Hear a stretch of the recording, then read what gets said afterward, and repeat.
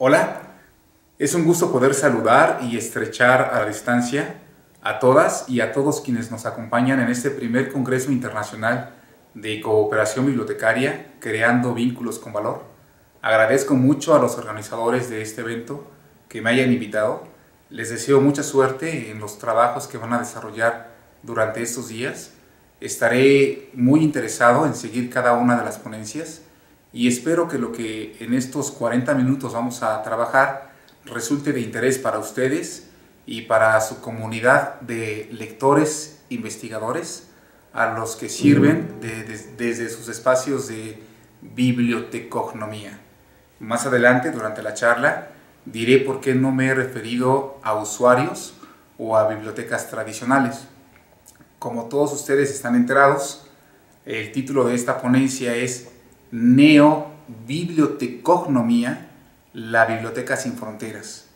Y muchos de ustedes con certeza y con certidumbre podrán decir, pero qué afán de generar neologismos, ¿por qué no referir a las cosas como tradicionalmente se les conoce? Bien, he de advertir que lo que vamos a platicar a lo largo de estos minutos adolece quizá de un pequeño detalle que pudiera resultar un tanto complicado. Lo que vamos a platicar es algo enteramente subjetivo, es decir, algo que he vivido de manera personal y me ha dado resultado.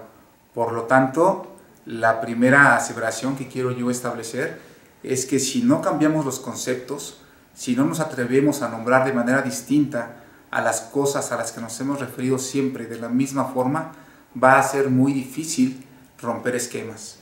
Un ejemplo de ello, y me estoy adelantando un poquito a la charla, cuando se desarrolló la nueva versión del Beatle, los ingenieros decían, vamos a pensar en el nuevo concepto.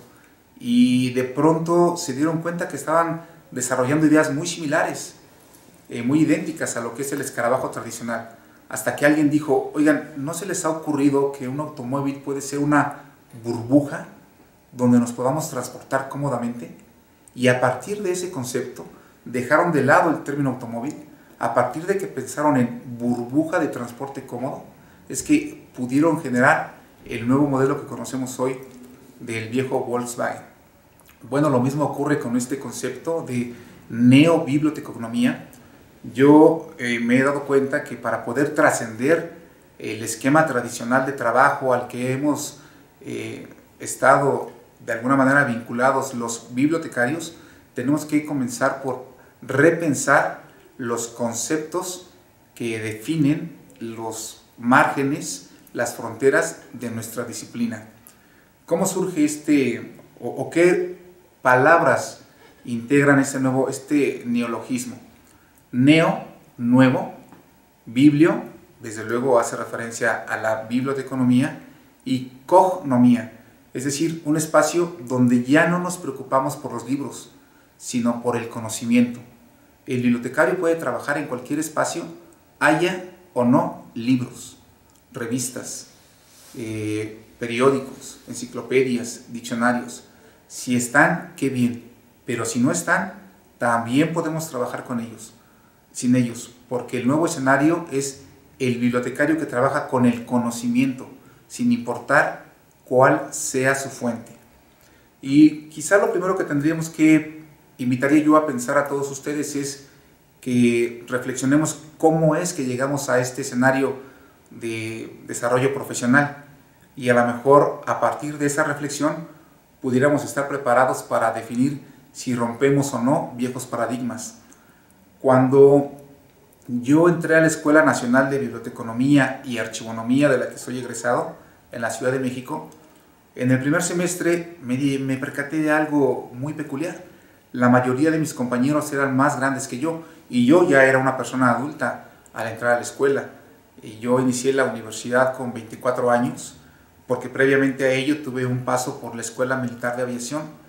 Después, al salir de esta escuela y de camino a casa, vi en un edificio que no conocía antes, que decía Escuela Nacional de Biblioteconomía y Archivonomía. A mí las bibliotecas siempre me habían llamado la atención. No sabía que había una disciplina que se encargara de esta materia, Recuerdo perfectamente que me bajé del camión, crucé la calle, pedí informes y curiosamente estaban justo en el periodo de inscripción. El folleto que me prestaron traía la tira de materias y recuerdo perfectamente bien que en el primer semestre una de las materias fue epistemología. En mi vida yo había escuchado esa palabra. El único concepto que yo conocía con la raíz epis era el de cartas, por epístola. Y entonces pensé que era una materia donde te iban a enseñar a redactar cartas. Ya después, cuando entré a la materia, pues a la licenciatura, me di cuenta que era otra cosa. Entonces, voy a la escuela, me llama la atención, me inscribo y en el primer semestre me doy cuenta que la mayoría de mis compañeros son más grandes que yo. Pero después, a lo largo del semestre, me di cuenta de otra cosa. La gran mayoría no había escogido estar en la escuela como su primera opción. Iban como una segunda, como una tercera opción, o bien porque se los pedían en sus trabajos. Entonces me percaté de que no había un verdadero interés por estar en esta institución y seguir la licenciatura de la biblioteconomía. Por lo tanto, a mí me parece que eso puede explicar mucho de lo que ocurre con nuestra disciplina, inclusive hoy día. Podríamos quizá reflexionar cuántos de nosotros, de los que estamos siguiendo esta conversación y nos dedicamos a esa noble tarea, elegimos la biblioteconomía, la abrazamos como una primera opción. Yo creo que vamos a seguir siendo pocos. A partir del interés que hayamos demostrado inicialmente por la carrera, me parece que vamos a estar preparados para intentar romper esquemas. De otro modo, corremos el riesgo de subirnos al tren de trabajo y seguir replicando y replicando y replicando escenarios de manera constante. Bien, entonces, esa es mi relación con la biblioteconomía. Yo recuerdo que desde cuarto año de primaria, y se lo tengo que agradecer mucho a la profesora Guadalupe Román, jamás la voy a olvidar, ella nos dejó por primera vez visitar la biblioteca pública del barrio en el que crecí. Y entonces cuando la mayoría de nosotros fuimos, porque teníamos que ir a esa biblioteca, nos tenían que sellar el cuaderno y después presentárselo a la maestra para que no nos reprobara. La primera vez lo hice, como la gran mayoría, con cierto pesar. Ir a una biblioteca, perder tiempo ahí entre tantos libros, esa era mi idea principal. No tenía yo ningún referente ni asesoría al respecto. Sin embargo, tras pasar la puerta, observar el escenario de estantería llenas de enciclopedias, almanaques, atlas, diccionarios, libros de texto de todos los grados de la primaria, secundaria hasta preparatoria, fue para mí como descubrir un verdadero manantial del cual abrevar y en el cual me nutrí durante muchos años. Entregué al otro día esa primera tarea, pero después ya no me separé de la biblioteca pública. Cada tarde me apuraba en casa a terminar mis tareas para poder escaparme a la biblioteca y poder resolver mis tareas, pero cuando acababa de resolver las tareas, pues me daba la tarea de revisar todos los demás materiales que existían. Y prácticamente leí todos los tomos de la Enciclopedia de México, muchos de la Enciclopedia Británica, casi todos los almanaques que habían de el año 82 hacia atrás, y poco a poco fui explorando otros libros. De tal manera que en un momento dado, cuando yo iba tal vez por sexto de primaria, ya era un asiduo visitante de 2 años de esa biblioteca, y recuerdo perfectamente que llegó una mamá con su hijo, que yo creo que iba en primero de secundaria, y le dijo a la bibliotecaria: vengo a buscar algo de información acerca del padre de la patria. Estábamos en el mes de septiembre. La bibliotecaria, diligente y cortésmente, cerró su catálogo de Avon. Para los que son de otros países que no son México, Avon es una empresa que se dedica a comercializar cosméticos. Y entonces a eso se dedicaba la bibliotecaria, a revisar sus catálogos de Avon, a hacer sus tandas, organizar rifas, etc. La bibliotecaria cortésmente cerró su bibliotecario de Avon y le dijo: señora, en esta biblioteca no tenemos información de nivel universitario. tiene que usted dirigirse a la UNAM para poder resolver esa pregunta.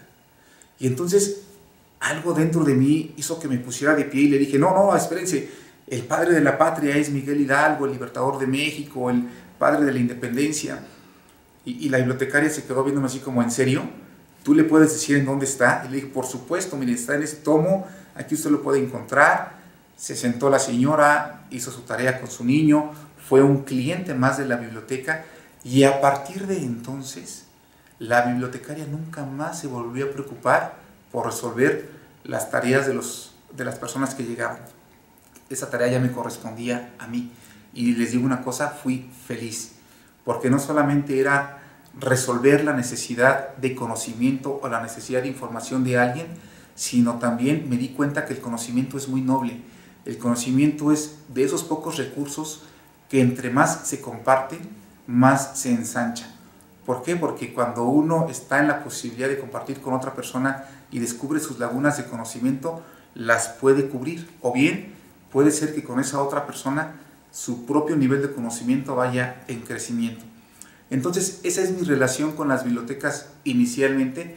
Después tuve la fortuna de cursar la licenciatura, y durante la licenciatura hubo algún maestro que no había estudiado biblioteconomía, era un maestro de administración.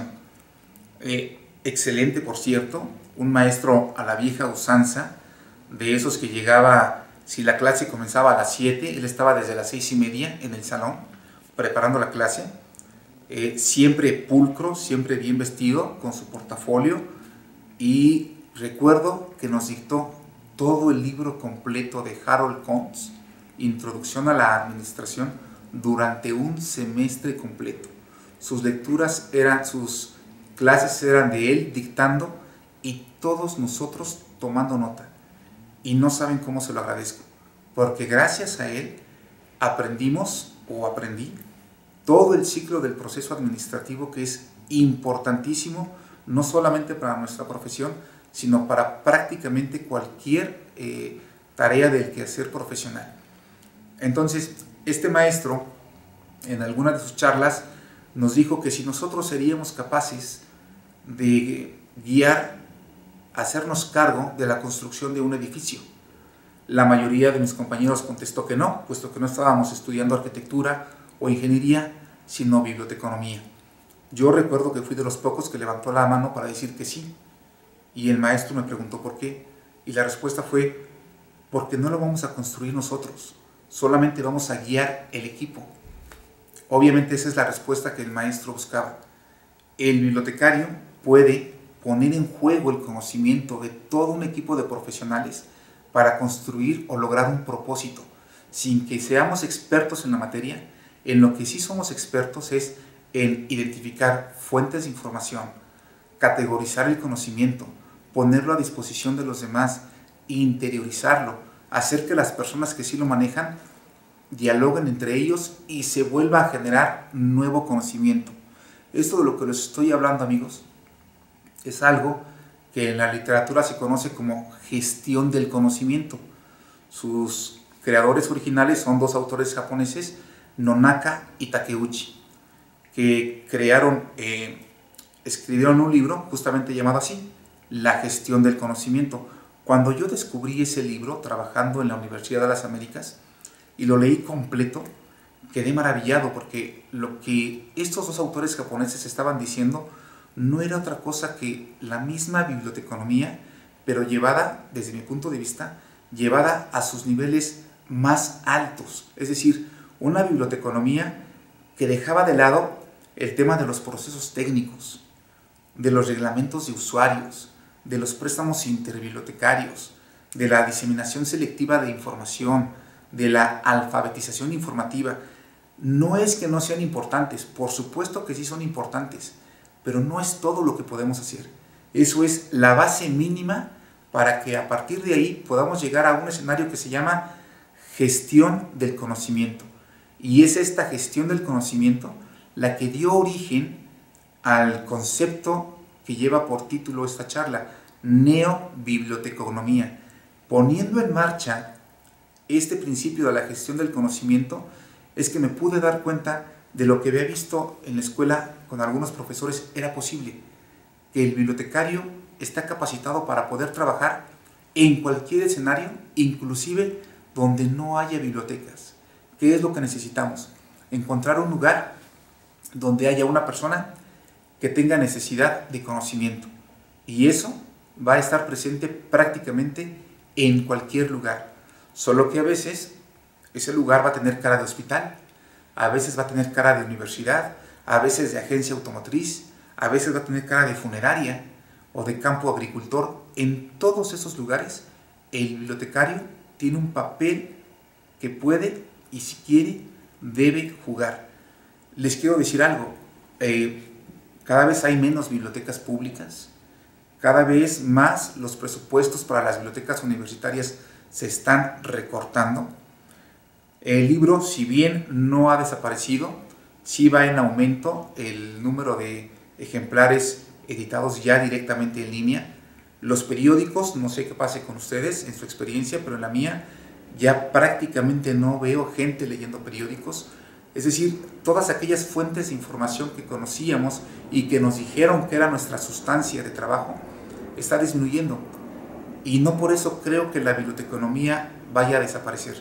No, si asumimos el reto de transformarnos, de subirnos a esa ola de cambio que los nuevos escenarios nos están invitando a seguir. Entonces, una vía para hacerlo, desde mi punto de vista, es la gestión del conocimiento. Primero quisiera hablarles de qué se trata esta gestión del conocimiento y después voy a platicar muy brevemente, porque tenemos solamente 50 minutos de charla, de los cuales ya he consumido alrededor de 12. Vamos a platicar 6 ejemplos reales de cómo la gestión del conocimiento se puso en práctica y obtuvo beneficios muy puntuales. Bien, ¿qué es la gestión del conocimiento? Para Nonaka y Takeuchi, la gestión del conocimiento es aquel proceso mediante el cual el conocimiento se puede generar y hacer crecer, multiplicar. Ellos establecen 4 escenarios para la gestión del conocimiento. Bueno, en primer lugar, identifican 2 tipos de conocimiento, que seguramente todos ustedes ya saben cuáles son ellos. El primero de ellos es el conocimiento tácito, es decir, el conocimiento que cada uno lleva en su mente. El segundo es el conocimiento explícito, el que ya está materializado en algún libro, en alguna revista, un instructivo, un manual, un video, aquello que ya está objetivizado y al cual todos podemos acceder. Bien, Nonaka y Takeuchi establecen que del conocimiento tácito al conocimiento explícito y del explícito al tácito es como se puede generar esta gestión del conocimiento, y lo establecen en 4 dimensiones. Primero, del conocimiento tácito a conocimiento tácito. Yo me encuentro con alguien que sabe algo de lo que yo sé e intercambiamos ideas. Esta parte de conocimiento tácito a conocimiento tácito se llama socialización. El siguiente nivel es cuando yo, con el conocimiento tácito que poseo y que fue enriquecido con otros conocimientos tácitos, lo llevo a ponerlo de manera explícita en un soporte. A esto se le llama exteriorización. El tercer nivel es cuando accedo a otras fuentes de información, las analizo críticamente, las leo y a través de un proceso intelectual las hago parte de mi ser. A esto se llama interiorización. Entonces vamos de la socialización tácito a tácito, exteriorización tácito a explícito, interiorización explícito a tácito y combinación, cuando 2 conocimientos explícitos se ponen en combinación para generar un nuevo conocimiento. A través de este ciclo, que es interminable, es como se puede llevar a cabo la gestión del conocimiento. Y entonces cuando yo leo esa hipótesis, esa teoría, y analizo los componentes, me pregunto, ¿qué de ello no tiene la biblioteconomía ni el bibliotecario? A ver, tácito a tácito. El bibliotecario tiene un conocimiento tácito sobre ciertos aspectos de la biblioteca. Y todos los lectores que llegan a la biblioteca, los lectores investigadores, traen un conocimiento sobre sus propias disciplinas. Cuando el bibliotecario dialoga con los lectores investigadores, hay un intercambio de conocimiento tácito a tácito. Después se puede generar conocimiento explícito. Los lectores van a generar tesis, libros, artículos, y los bibliotecarios podremos generar igualmente libros, artículos o tesis sobre nuestra experiencia con los lectores. Y bajo este mismo esquema, la gestión del conocimiento, la espiral del conocimiento va en crecimiento constante. Bien, pues el primer concepto que tenemos nosotros que desterrar de nuestro bagaje conceptual para poder acceder a este nivel es el de usuario. Y seguramente aquí muchos de ustedes se van a tirar de los cabellos, van a darle pausa a la conferencia, saldrán de ella, dirán, no más, este es un tipo que va contra los principios fundamentales de nuestra ciencia. Créanme que soy tan amante de la biblioteconomía como ustedes. Y no hay un concepto que nos haga más daño que el de usuario. Les voy a decir por qué. Usuario es una persona que desde mi punto de vista usa algo. Hay un usuario de cajeros automáticos, hay un usuario del metro, hay un usuario de internet, hay un usuario de sanitarios públicos o privados. El usuario no espera nada más que poder usar algo. Cuando nosotros desde nuestra biblioteca llega una persona y la conceptualizamos como usuario, yo sé que mi límite de adaptación con él va a ser hasta donde la persona que llega use lo que tengo a disposición. Pero si yo lo conceptualizo como un lector investigador, entonces ya me está poniendo a mí mismo un reto más elevado. Un lector o un investigador es una persona que va a poner en juego sus capacidades críticas, analíticas, de discernimiento, sus capacidades de conocimiento, y entonces ese lector investigador va a necesitar las mismas capacidades de mí, que estoy ahí para darle el servicio. Si yo además visualizo que no es un usuario, sino un lector investigador, vamos a suponer que es una persona que llega por primera vez a la biblioteca. Y cuando yo lo recibo le digo, bienvenido lector investigador. Y a lo mejor es una persona, no conozco sus hábitos lectores, a lo mejor es una persona que lee 10 o 15 libros al año. Cuando yo le digo, bienvenido señor lector o señorita lectora, probablemente dirá, ah, me conoce, sí, yo leo de 10 a 15 libros al año, perfecto, me siento cómodo aquí. Pero ¿qué tal si es una persona de las que, como desgraciadamente las estadísticas indican, no lee más que medio libro al año? O quizá ni un libro al año. Pues bien, en mi experiencia, cuando a esa persona se le dice lector o lectora, se elevan sus propias expectativas. Es decir, dice, chin, me está diciendo lector o me está diciendo lectora. Luego entonces le estamos llevando un poquito a otro nivel. Y desde ahí comienzan los procesos de alfabetización informativa. Le estamos diciendo, tú no eres un usuario simple, eres un lector, un investigador. Finalmente, todo aquel que llega a una biblioteca va a realizar alguna de esas tareas. Va a leer o va a investigar. Si ustedes quieren para cumplir mínimamente con una tarea, pero es un lector o es un investigador. Si lo conceptualizamos de ese modo, no solamente nosotros subimos nuestro nivel de desempeño, sino el de él. Y eso tiene que ver con algo que se llama, no es nuevo, insisto, nada sobre este mundo es nuevo, todo es una combinación de conocimientos para generar nuevo conocimiento. Esto deriva de algo que se llama el síndrome de Pigmalión.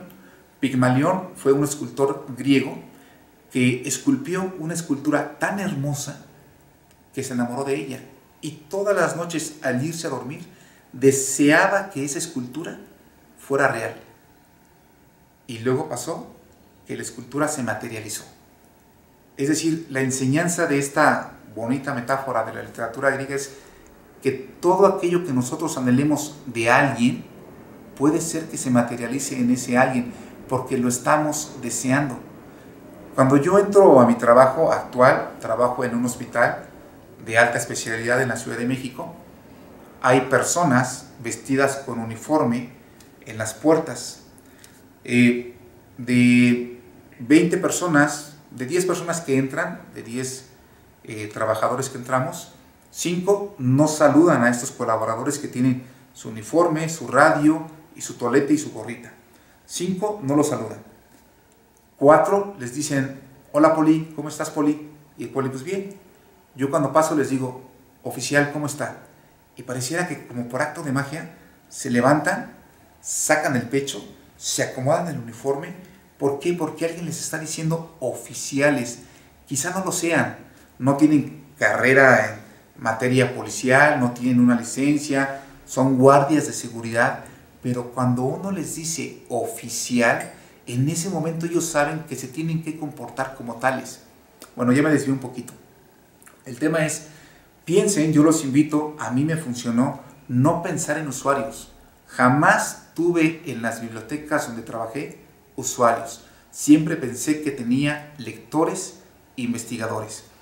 Entonces, si nosotros comenzamos a cambiar los conceptos, podemos entonces decir, vamos a desterrar la palabra o vamos a cambiar la palabra biblioteconomía por esta que les comento de neobiblioteconomía. ¿Por qué? Porque ya no solamente estamos hablando de libros o de espacios bibliotecarios, sino además de conocimiento. ¿Y cómo llevamos a cabo esta gestión del conocimiento para las bibliotecas?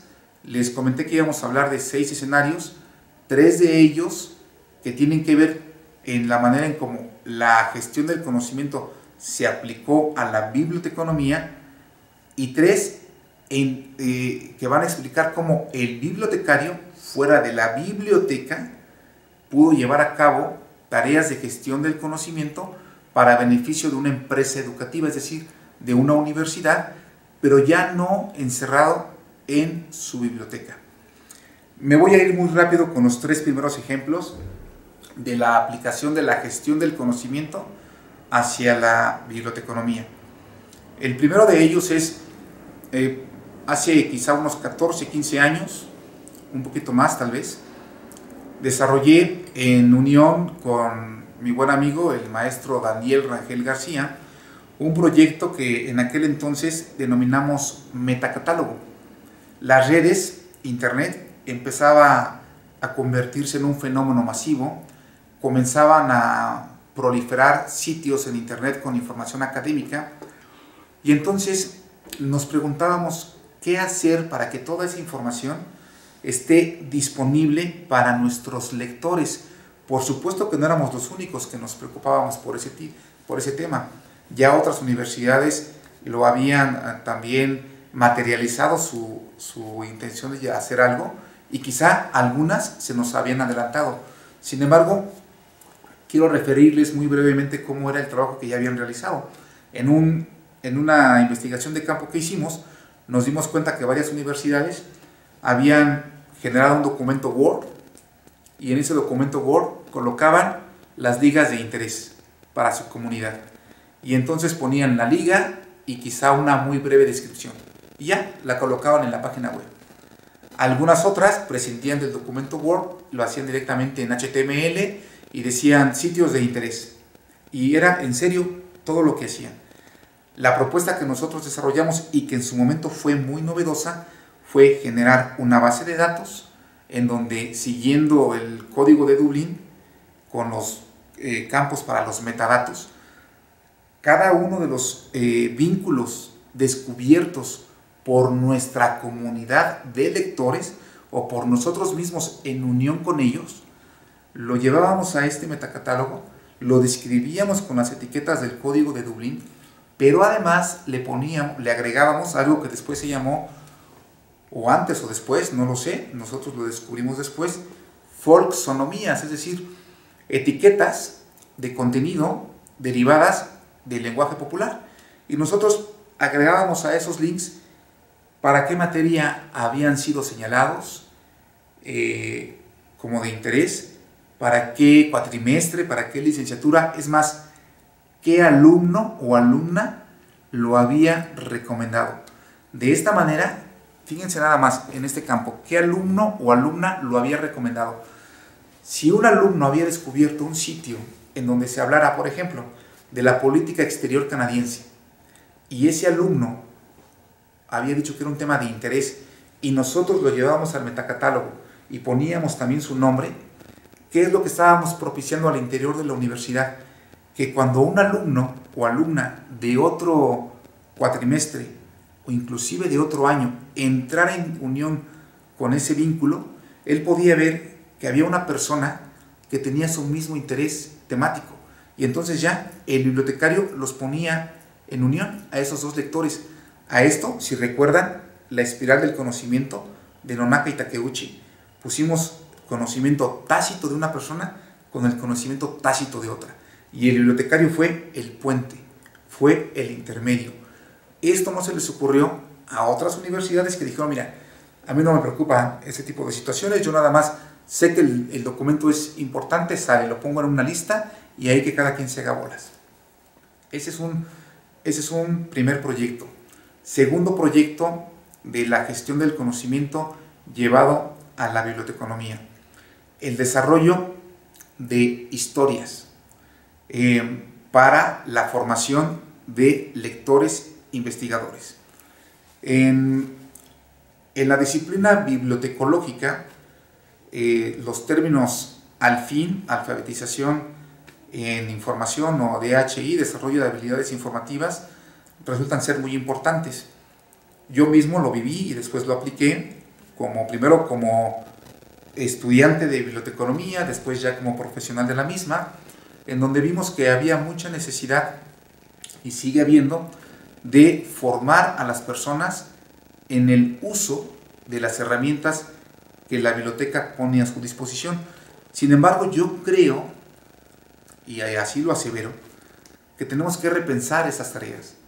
Miren ustedes, resulta que la mayoría de las fuentes informativas o documentales que están automatizadas hoy día son cada vez más inteligentes o fáciles de acceder a ellas, y los jóvenes pues nacen con un chip ya integrado.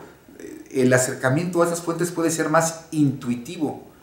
Yo recuerdo que en mi época de de recién egresado de la licenciatura, una de las herramientas fundamentales que usaba para que los alumnos aprendieran a manejar las fuentes de información era mostrarles que cada enciclopedia traía un índice analítico.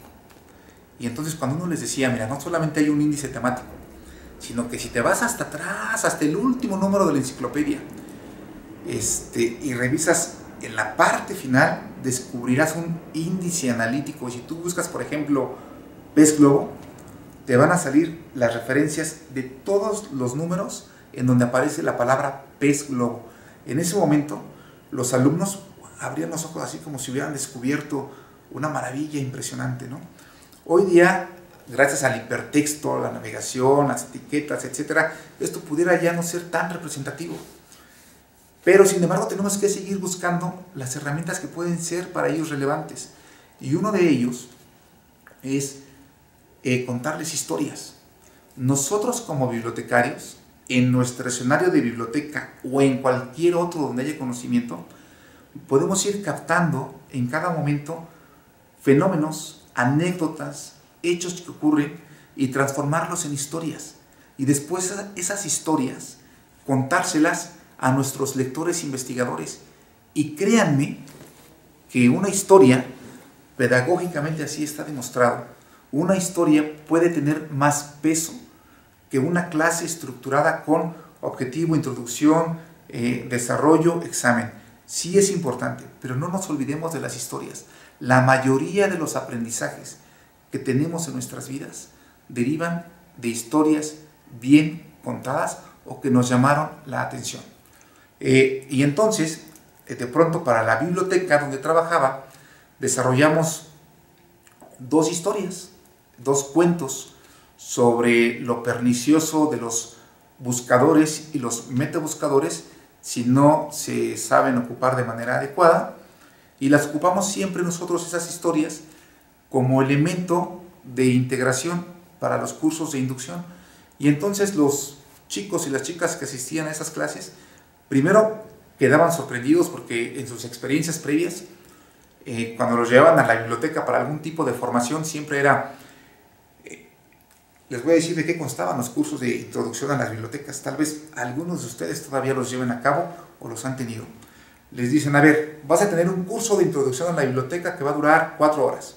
Y entonces va uno a la biblioteca. Y primero comienza con la presentación de los bibliotecarios. Después le dedican mucho tiempo al reglamento de la biblioteca. Lo que pueden y lo que no pueden hacer. Pero mayormente lo que no pueden hacer. Le dedican también un tiempo a las sanciones a las que están expuestos, cómo tramitar la credencial, para qué les va a servir la credencial, cómo está más o menos ordenada la colección y cuántos pisos se tienen, etc. Y ahí se acaba prácticamente el curso de inducción. Yo creo que tenemos que ir mucho más allá. Esto se puede dar a través, esto que les acabo de platicar puede quedar en un documento, en un tríptico, y realmente aprovechar esas 4 horas en que tenemos a nuestros lectores investigadores en decirles lo que podemos hacer por ellos. ¿Qué tal si les decimos, en tu curso de inducción te voy a demostrar cómo tú, nuevo visitante de mi biblioteca, nuevo alumno de esta universidad, cómo tú al tercer semestre vas a ser capaz ya de desarrollar un artículo para publicar, quizá no en una revista indexada, pero sí en una revista de divulgación? Te voy a enseñar cómo ir preparando tu proyecto de tesis para que desde el segundo semestre ya tengas esbozado un esquema de anteproyecto de titulación que seguramente va a ir teniendo algunas otras modificaciones, pero ya vas a poder partir de algo y no llegar hasta el 8º semestre y entonces comenzar a iniciar, en tu proyecto inicial de tesis. Pues bien, entonces contar historias también es muy importante y también lo establece la gestión del conocimiento. Cuando yo llevo conocimiento explícito a conocimiento tácito y lo estoy interiorizando y después lo voy a llevar con otra persona o lo voy a exteriorizar en una fuente, es una forma de contar historias.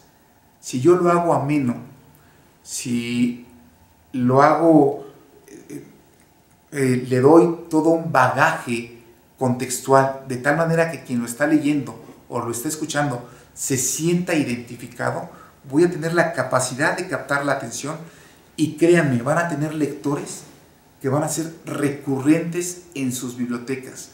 No los van a dejar. Piensen ustedes, si su campus tiene 2,000 usuarios, 2,000 alumnos, ¿cuántos de esos alumnos son ya personas que están inscritas a la biblioteca? ¿Cuántas de ellas son visitantes medianamente asiduos? ¿Y a cuántos ven todos los días? En la medida en que nosotros definamos a cuántas de esas personas vemos todos los días, creo que podemos tener un parámetro de saber qué tan bien o qué tan mal estamos haciendo nuestra labor. Bien, entonces, contar historias es algo importante. Ojalá que se atrevan a hacerlo, a incorporarlo dentro de su dinámica de formación y se van a dar a ustedes cuenta de los beneficios que eso trae. Las 2 historias que desarrollamos nosotros, le voy a pedir al maestro Daniel Rangel que ponga el hipervínculo de la tesis donde están contadas, para que quien quiera bajarlas, tropicalizarlas o contarlas así a su comunidad, adelante. Es más, les invito, vamos a generar conocimiento, vamos a socializar conocimiento. Les invito a que por favor, que cuando las lean, no me escriban a la cuenta de correo que va a aparecer en el programa, no me escriban diciéndome que les gustó. Ya tenemos muchos comentarios de esos. Escríbanos diciéndonos que no les gustó, porque de la apreciación que ustedes tengan de lo que no les gustó es de donde realmente nosotros podemos aprender a realizar mejor nuestro trabajo.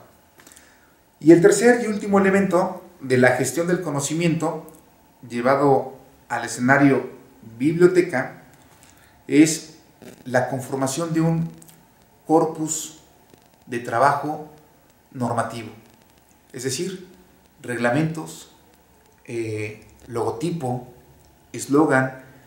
¿Cuántas de sus bibliotecas tienen un reglamento? Yo creo que todas. ¿Cuántas tienen un eslogan propio? de su biblioteca, no de su universidad o de su centro de información, de su biblioteca. La biblioteca es un ente vivo dentro de otro macrocosmos. Se vale que la biblioteca tenga su propia filosofía, su propia misión, siempre y cuando no vaya en contrasentido de la organización más amplia. ¿Cuántas tienen un logotipo? Cuando con el equipo de trabajo que en aquel entonces afortunadamente me acompañó en una experiencia de muy exitosa profesional que tuvimos, nos pusimos a pensar, oigan, si queremos impactar realmente en la universidad en la que estamos trabajando, debemos de tener un eslogan y debemos de tener un logotipo. Y después de varias tardes de discusión, construimos un eslogan que se llamó, o que se enunciaba de esta manera: somos el corazón cultural de UCAD. UCAD es la universidad en la que trabajamos, Universidad de Ciencias y Administración. Y el eslogan fue: somos el corazón cultural de UCAD, el espíritu que anima la investigación. Y empezamos a distribuir este eslogan por todas partes.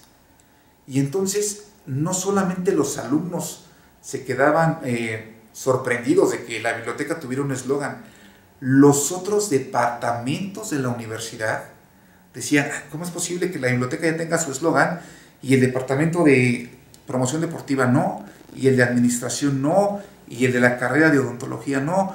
Fuimos pioneros. ¿Pero por qué fuimos pioneros? Porque nos atrevimos a pensarnos diferente, y el propio eslogan lo decía. En el eslogan no está ni la palabra acervo, ni la palabra biblioteca, ni la palabra horario, ni la palabra abierto a las 24 horas del día, catálogo en línea, ¿no?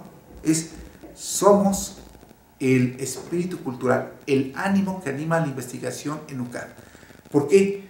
Porque para ser el espíritu cultural y animar la investigación, por supuesto que necesitábamos catálogos, necesitábamos acervos, necesitábamos horarios, necesitamos bibliotecarios, pero no podemos circunscribirnos a ese escenario, tenemos que pensar siempre más arriba. Entonces, nosotros mismos, los bibliotecarios, al vendernos con ese eslogan, nos obligábamos cada día a verdaderamente llevarlo a cabo. Y había alumnos que llegaban y decían, perfecto, ya estoy aquí. ¿Qué vas a hacer para animar la parte cultural en mi persona? Y entonces era desde desarrollar lo que todos ustedes ya saben: ferias de libros, animación a la lectura, tertulias, inclusive actividades como ajedrez, proyectos de investigación, etc. La imaginación es inacabable, amigos. En la biblioteca yo siempre lo he pensado así: las fronteras tienen que estar hacia abajo, no hacia arriba. Es decir, mi frontera en la biblioteca tiene un piso del cual no puedo descender. Ese piso del que no puedo descender es desarrollo de colecciones, formación de lectores investigadores, conformación de servicios, desarrollo de procesos científico-intelectuales, o si le quieren llamar procesos técnicos, reacomodo del universo cognitivo empleado por los usuarios, o si le quieren llevar los materiales otra vez a su estantería.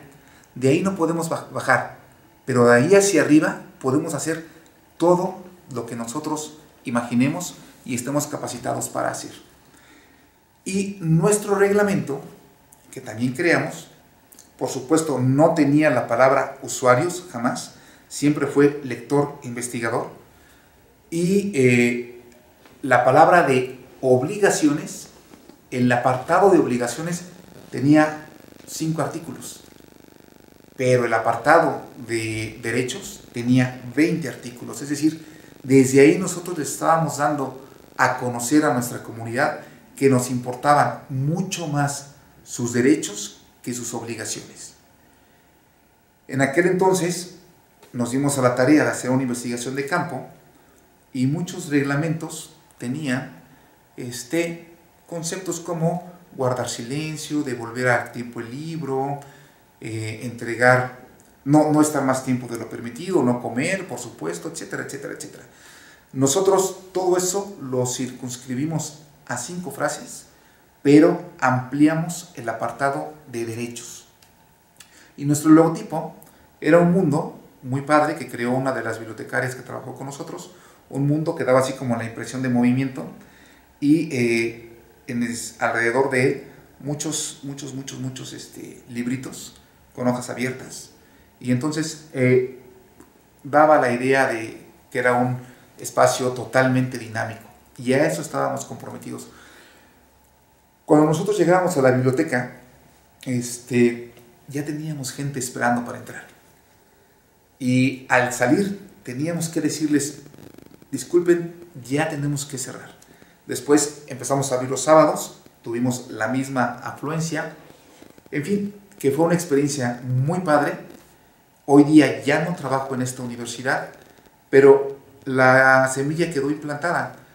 Desconozco si siguió caminando, pero nos dimos cuenta de que los cambios pueden ser posibles si el cambio inicial comienza con la persona que es responsable del escenario donde se quiere el cambio. Si nosotros, que somos los amos y señores de ese reino denominado biblioteca, no queremos cambiar, el cambio no va a venir de afuera. Si nosotros cambiamos, los de afuera van a comenzar a cambiar. Esos son los 3 ejemplos que pusimos de la gestión del conocimiento llevados a la biblioteca. Ahora voy a hablarles de cómo el bibliotecario puede impactar en una empresa de cualquier tipo. El ejemplo vivencial que les voy a contar es en esta misma universidad, cómo es que trascendimos fronteras. Inicialmente yo hubiera deseado contarles los 3 ejemplos, creo que por cuestión de tiempo únicamente me voy a poder referir quizá a 2 de ellos, pero espero que sean de su interés. Pues en algún momento, estando ya en la biblioteca, poniéndola en marcha, nos comenta el departamento de administración. Nosotros llegamos a esta universidad cuando iba a arrancar sus actividades. De hecho, fue un cambio muy importante porque yo venía de la Universidad de las Américas, una universidad de mucho prestigio, la Universidad de México, en la Ciudad de México, ahí en la colonia Roma, por la zona de Insurgentes, con una biblioteca preciosa y un equipo de bibliotecarios muy profesionales, de los cuales aprendí bastante. Y me invitan a trabajar en esta Universidad de Ciencias y Administración al norte de la Ciudad de México. Entonces, cuando voy a verla, pues para empezar, está en obra negra, ¿no? Y me dicen, la biblioteca va a estar ahí, de donde está esa piedra a donde ve aquella varilla, y de ahí a donde está aquel perro husmeando un hueso, de ahí se recorre para acá, más o menos por donde está ese bote, ahí va a estar la biblioteca. Es muy difícil imaginar que a uno le va a ir bien cuando está en un escenario así. Pero resulta que el primer día que fui a pedir informes, que fui a presentarme con el gerente de la universidad, llego y les digo, yo soy Francisco, soy el bibliotecario al que recomendaron para hacerse cargo de la biblioteca. Me dicen, bienvenido Francisco, mira, ahorita te atendemos, estamos recibiendo a los alumnos que vienen a pedir informes, ten un tríptico, ve las carreras que hay, cuánto duran, cuánto se cobra y ayúdanos a dar informes. Pues en ese momento me volteo y ya tenía a 4 personas formadas para darles informes. Y entonces, la manera en que yo di informes durante los primeros días en que esa universidad arrancó fue la siguiente. Llegaba una persona y me decía, ¿ustedes tienen la carrera en mercadotecnia? Sí. ¿Cuánto cuesta? 1,800 pesos. Muy bien. Pues parece interesante, ¿verdad? Y yo les decía, pues parece interesante, señora, pero mire, aquí está el folleto, lléveselo, vienen todas las materias, el costo, cómo tiene que pagar, la beca a la que a su hijo o su hija tiene derecho, pero les recomiendo algo, no se inscriba todavía. ¿Cómo que no me inscriba? ¿Trabajas para la universidad o no trabajas para la universidad? Sí, sí trabajo para la universidad, pero tengo un principio ético y un principio moral que cuidar. Yo trabajo para esta universidad, pero no se inscriba todavía en la escuela. Vaya a estas otras escuelas, y hasta les decía el nombre de las otras escuelas, y pregunte por la carrera, pregunte por los costos, y después pregúnteles por su bibliotecario. Dígales, oiga, ¿puedo pasar a visitar la biblioteca? ¿Puedo hablar con tu bibliotecario o tu bibliotecaria? Y cuando pasen, si es que logran pasar, dígales, yo voy a inscribir a mi hijo o a mi hija en esa escuela. Si le inscribo, ¿tú qué vas a hacer por él? A ver qué les dice. Yo le voy a decir lo que voy a hacer por su hijo en esa escuela, porque yo voy a ser el bibliotecario de esa escuela. Y yo me comprometo a hacer todo lo posible porque su hijo o su hija incremente su nivel de lectura, la calidad de sus tareas, aprenda a referenciar, aprenda a usar todos los elementos técnicos y tradicionales de una biblioteca, pueda generar un artículo de investigación, asista a congresos, desarrolle su tesis de manera inmediata. Eso es lo que yo voy a hacer aquí en esta universidad. Usted vaya a otras universidades y pida a platicar con el bibliotecario, y si no le dice que va a hacer todo esto por su hijo o su hija, pues le invito a que regrese. Obviamente los administradores, cuando me escuchaban, sí ponían la ceja en arco, se ponían nerviosos, decían, oye, tú eres aliado o eres infiltrado de alguna otra universidad y más bien nos vienes a boicotear. Pero se empezaron a dar cuenta que el 90% de las personas regresaban. Y desde ahí comenzamos a captar a los alumnos. Obviamente ellos nos recordaban de cuando se fueron a inscribir. Y después nos ubicaron en la biblioteca y hubo muchos que sí llegaron y nos dijeron, ya vengo a hacer realidad lo que me dijiste que ibas a hacer por mí. Pero ya nosotros nos habíamos puesto manos a la obra. Y aquellos a los que se les había olvidado y que no habían querido asistir, íbamos por ellos. Tenía un alumno que llegaba todos los días y ponía sus pies sobre mi escritorio y me decía, a ver, pinche Paco, perdón por la palabra, no la digo yo, estoy citando, a ver, pinche Paco, ¿qué pinche libro me vas a recomendar hoy, güey? Y yo le decía, Carlos, baja tus pies, por favor. Entonces ya los bajaba. Ya los bajé. A ver, ¿qué pinche libro me vas a recomendar? Ah, pues bueno, mira, tengo esta novela. No, gracias. Y se iba. Y el otro día llegaba y hacía lo mismo. Y el otro día también. Quizá un bibliotecario tradicional le hubiera pedido al oficial de la biblioteca que ya no le permitiera el paso a ese alumno. Pero un bibliotecario que trabaja rompiendo paradigmas, que trabaja con socialización del conocimiento, con gestión del conocimiento, entiende que el conocimiento tácito de Carlos, lo que él trae en su cabeza, es producto del escenario sociocultural en el que creció, en donde no había otro modo de expresarse que no era a través del pinche o el chingados, y en donde traer un libro era sinónimo de ser perdedor o de no tener otra cosa mejor que hacer. Sin embargo, algo en el fondo le decía que sí lo necesitaba, por eso estaba ahí todos los días.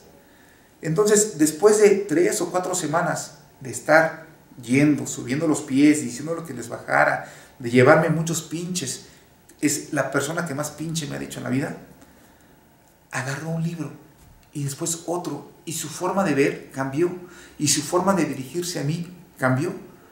Y entonces él estudió informática, egresó, tuvo muy buenos resultados y hasta la fecha seguimos siendo muy buenos amigos, y leyó muchos más libros que alumnos que tuve en la Universidad de las Américas, con la única diferencia de que la colegiatura entre la UDLA y UCAD era muy distinta.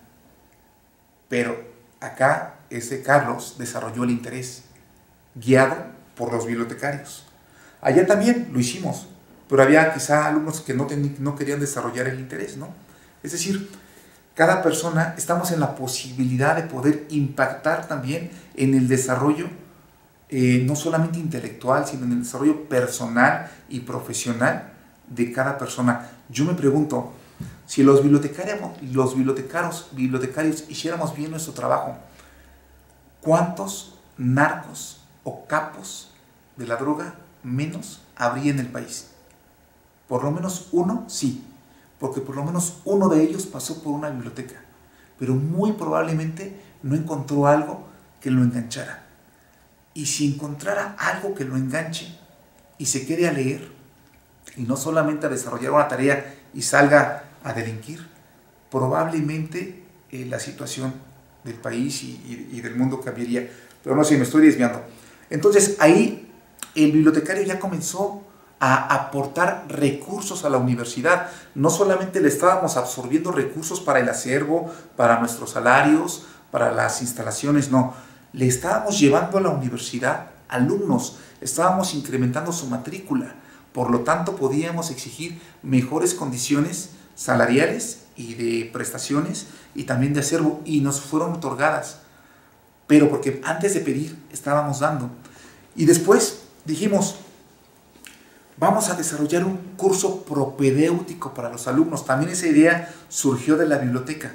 Y entonces dijimos, a ver, ¿cómo viven las universidades? Esencialmente las públicas, de los fondos de los gobiernos o del presupuesto federal y algo de las colegiaturas. Pero las privadas viven sí o sí de las colegiaturas. Si la matrícula baja, se empieza a despedir personal, o se empiezan a bajar salarios, o se comienzan a cerrar servicios. Nosotros queríamos tener una matrícula incremental.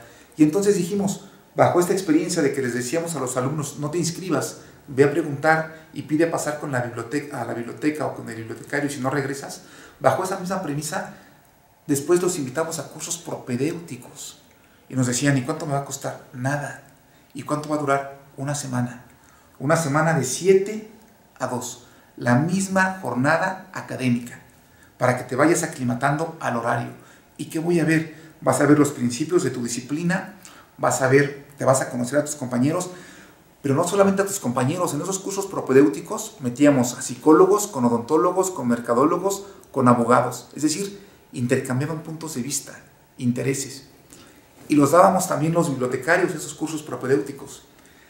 Y al final del curso, nosotros captábamos mucho conocimiento tácito de ellos, porque mediante una pequeña entrevista que hacíamos, les preguntábamos, ¿qué te pareció el curso? ¿Qué podemos mejorar?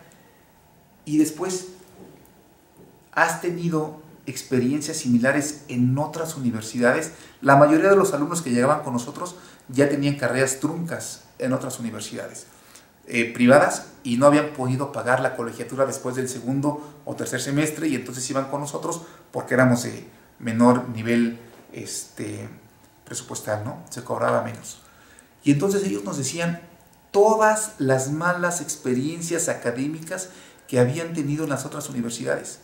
Y todo eso lo captamos los bibliotecarios. Información, conocimiento.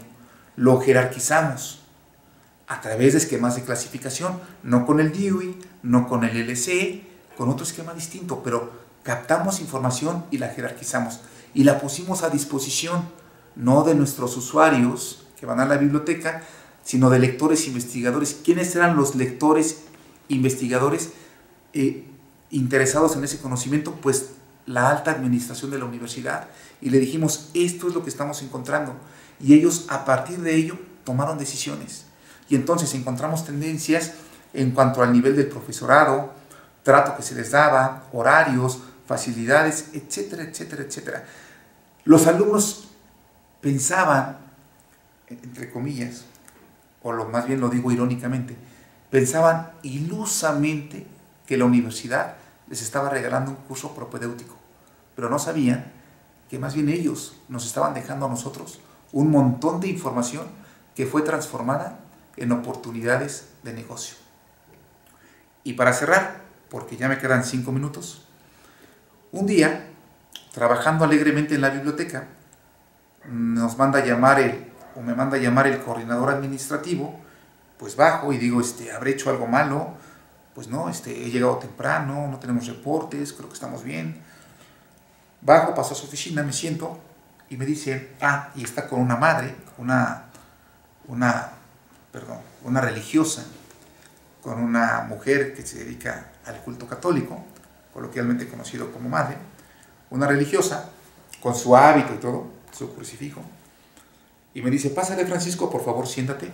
Me presenta con la religiosa y me dice, oye Francisco, ¿tú crees que podamos nosotros hacer en el colegio Villa de las Niñas, que está en Chalco, una intervención odontológica? Y en ese momento yo dije, a ver, ¿dónde están las cámaras ocultas? A lo mejor esto es una broma. Rápidamente pensé, ¿por qué el coordinador administrativo, si tiene ahí al ladito al coordinador de la carrera de odontología, me está mandando a llamar a mí de biblioteca para preguntarme si podemos hacer una intervención comunitaria en el Colegio Villa de las Niñas. Y estaba yo tratando de reflexionar cuando me vuelve a preguntar, ¿crees que podamos? Y entonces, por inercia, es un defecto que tengo, a todo digo que sí, pues contesté pues sí. Y me dijo, bueno, pues entonces te encargas de organizarla. Y ya, nos despedimos y subí cabizbajo a la biblioteca, entre emocionado, confundido, no sabía si era un regalo, si era un castigo, y me dicen mis compañeros, ¿qué tienes, Francisco? Paco, porque me dicen Paco, y ustedes también pueden hacerlo. Me dicen, ¿qué tienes, Paco? Le digo, pues no sé, les referí el hecho, y me dicen, pues es que no te das cuenta, es lo mismo que hemos venido haciendo, gestión del conocimiento. Nosotros no somos odontólogos, no vamos a ir a operar a las niñas, pero ¿quién tiene el conocimiento de ello? Los odontólogos. ¿Quién tiene el conocimiento de las necesidades? El colegio. ¿Qué vamos a hacer nosotros? Otra vez, vamos a hacer un puente. ¿Qué hicimos? Primero trabajamos con los chicos de informática. ¿Y qué tenían que hacer los chicos de informática? Bueno, para que los odontólogos pudieran hacer su intervención en el colegio, necesitaban ir 1 o 2 días, no más, porque era muy complicado desplazarse. Entonces, cuando ellos llegaran al colegio, ya tenían que llegar con un diagnóstico de cada una de las niñas. ¿A qué nos ayudaron los informáticos? Desarrollaron toda la cavidad bucal, la desarrollaron en un programa informático. Molares, incisivos, frontales, etc. Y cada cavidad bucal se guardaba en un archivo con el nombre de la niña, Ana X, Claudia X, etc. Y entonces fue una brigada de odontólogos durante una semana, que eso sí se podía hacer, una brigada a ver a las niñas. Y entonces abrían el software y decían qué tenía cada niña en cada diente en específico. También desarrollamos una codificación para la patología, y esta podía ser desde un bruxismo, que es cuando los dientes se crispan, una caries o algo más profundo. Después de un mes de trabajo, ya tuvimos la base de datos con los padecimientos de la niña. Los odontólogos ya pudieron comenzar a trabajar. ¿Y qué hicimos con esa base de datos? Otra vez, información, conocimiento, la categorizamos. ¿Cuántas son de bruxismo? ¿Cuántas son de caries? ¿Cuántas son de bruxismo mayores de 14 años? Porque tiene otra connotación. ¿Cuántas son de bruxismo de 12 a 14? ¿Cuántas de las de bruxismo son hijas únicas? ¿Cuántas de las de bruxismo son del interior de la República? Porque todo eso son variables que tienen que ver con el nivel de tratamiento. De las caries, ¿cuántas tienen un nivel de profundidad de X, etcétera? Entonces armamos todo un catálogo de conocimiento para que los odontólogos lo pudieran diseccionar y definir la estrategia de intervención. Cuando llegamos al colegio, ya sabíamos perfectamente a qué iba cada odontólogo. Y entonces así fue como se pudo hacer la intervención. Pero no solamente eso, ya estábamos en la espiral del conocimiento, ¿no? Y dijimos, a ver, muchas niñas tienen bruxismo. El bruxismo es una patología que se presenta cuando por las noches se chocan los dientes. ¿Y esto de qué es indicación? Pues de algún tipo de estrés o de problema psicológico. Y entonces nos pusimos a dialogar con las psicólogas de nuestra propia universidad. Y dijimos, pueden ir a psicólogas para que después de que se les atiende el bruxismo, también las niñas pasen a una terapia de intervención muy breve que les permita tal vez solventar algunos de los problemas que traen. Y dijeron, encantadas. Y después vimos que la caries se puede llegar a generar por falta de educación en el tema de limpieza dental. Pero descubrimos que los odontólogos quizás sí saben cómo hacer la limpieza, pero probablemente no sepan cómo transmitirla en términos de conocimiento. ¿Qué hicimos? Invitamos a los pedagogos para que con los odontólogos trabajaran una semana, pero después los pedagogos transmitieron ese aprendizaje a las niñas, pero ya en un esquema pedagógicamente bien estructurado. Entonces, esa campaña no fue solamente de odontólogos, fue odontólogos, psicólogos y pedagogos. Y nosotros, los bibliotecarios, porque fuimos los 3, pues salimos un poquito confundidos de aquella reunión, porque entre que nos decían odontólogos, entre que nos decían pedagogos o maestros, pensaban que éramos miembros de alguno de esos gremios. Y pues hasta que nos despedimos y les dijimos, es que somos los bibliotecarios de la institución. Y pues entonces la madre se santiguó y dijo, ¿y ustedes qué hacen aquí? Pues ya les dijimos qué estábamos haciendo, y fue una experiencia muy padre, porque es una experiencia que nos indica hasta dónde puede llegar el quehacer del bibliotecario si se atreve a pensarse sin libros. Piénsense ustedes un día sin sus bibliotecas y sin sus libros. ¿Tienen espacio de trabajo? Yo creo que sí. Dejen de lado la palabra usuario, vayamos asumiendo que trabajamos con lectores investigadores y verán que se abre un mundo infinito de posibilidades. Les agradezco nuevamente la atención, mil disculpas si en mi explicación fui muy rápido, si dejé algunas lagunas, pero prácticamente todo lo que aquí se dijo, bien documentado, con las fuentes referenciales debidas, está en mi tesis de licenciatura, que amablemente dejo a disposición del maestro Daniel Rangel García para que se las distribuya y me las regresen, por favor, rayoneada, diciéndome con qué no están de acuerdo, qué podrían mejorar, qué creen que es ficción, que no es real, y qué otra cosa piensan ustedes que no tiene ninguna aplicación real en la biblioteconomía. Porque del debate, del intercambio de ideas, siempre surge la mejora del conocimiento. Les agradezco mucho, éxito en sus trabajos, en sus vidas, y mucho éxito en sus bibliotecas. Y también, por favor, mi última reflexión. Lo que hagamos hoy día para nuestras bibliotecas no es para nosotros, ni para los lectores que tenemos hoy día siendo nuestros visitantes. Lo que hagamos o lo que dejemos de hacer va a ser para el bibliotecario que de aquí a 30 años esté trabajando en una biblioteca con el impulso de las nuevas corrientes que nosotros hagamos, y lo que ese bibliotecario le esté transmitiendo a su comunidad de lectores e investigadores gracias a la ciencia y a los principios que nosotros podamos comenzar a desarrollar y estructurar. Muchísimas gracias.